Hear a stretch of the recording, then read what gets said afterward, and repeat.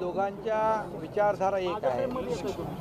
बाळासाहेब विचारधारा तीच पतित पावन संघटनेची विचारधारा, हिंदुत्वाची विचारधारा। आमच्या दोघांचे रंग भगवे आहेत, झेंडे भगवे आहेत, विचार भगवे आहेत आणि त्यामुळे ही शिवसेना आणि पतित पावन संघटना एकत्र आलेली आहे।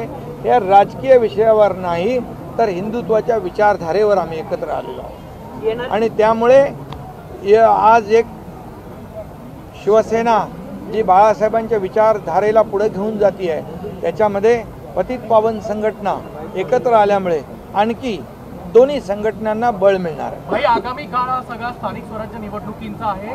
उद्यापासून सगळीकडे बैठकांचा सिलसिला आहे। महायुती म्हणून निवडणुकांना तुम्ही कसं सामोरं जाणार आहात आणि त्याची भूमिका काय? लोकसभा महायुतीने आम्ही लढवली, विधानसभा महायुतीने लढवून लँडस्लाइड विक्ट्री आम्ही मिळवली। स्थानिक स्वराज्य संस्था देखील भगवा फडकेल महायुतीचाच भगवा फडकेल। अनेक ठिकाणी एकत्र लढणार नाही, मैत्रीपूर्ण लढती होतील असं भाजपकडून सांगितलं जातं, मुख्यमंत्र्यांनी सांगितले दादा। आणि पुण्यातला त्यांचा आकडा आहे 125चा, केवळ भाजपाचा। अरे बाबा, अजून आणखी निवडणुका जाहीर व्हायच्या बाकी आहेत पुण्यातल्या महापालिकेच्या। आता तर नगरपालिकेच्या निवडणुका आहेत, यानंतर जिल्हा परिषदेच्या निवडणुका आहेत, त्यानंतर महापालिकेच्या निवडणुका आहेत। जागा किती मिळाल्या यापेक्षा विचारधारेला आमचं महत्त्व आहे आणि आमचा अजेंडा विकासाचा अजेंडा आहे। त्यामुळे खुर्चीचा अजेंडा आमचा नाही आहे, किंबहुना जागांचा अजेंडा आमचा नाही।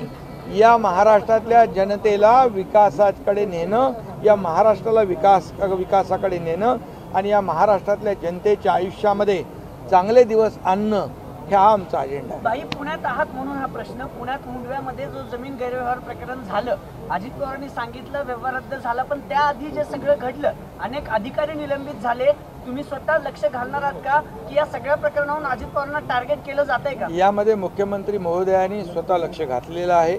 मुख्यमंत्री महोदयांनी त्याच्यात चौकशी लावलेली आहे आणि त्याच्यामधून जो काय अहवाल येईल, दूध का दूध पाणी का पाणी होईल आणि अजितदादांनी देखील काही गोष्टी स्पष्ट केलेल्या आहेत। फक्त याच जमिनीचा विषय नाहीये, राज्यभरातल्या महार वतनाच्या जमिनी आहेत। जसं आता मुंडव्याचं झालं तसं बोपोडीचं पण झालं, अनेक महार वतनाच्या जमिनी आहेत। यासाठी काही नियमावली बनणार म्हणून या एकच लक्षात ठेवा, कुठलाही गैरप्रकार सरकार खपवून घेणार नाही, कुणालाही पाठीशी घालणार नाही।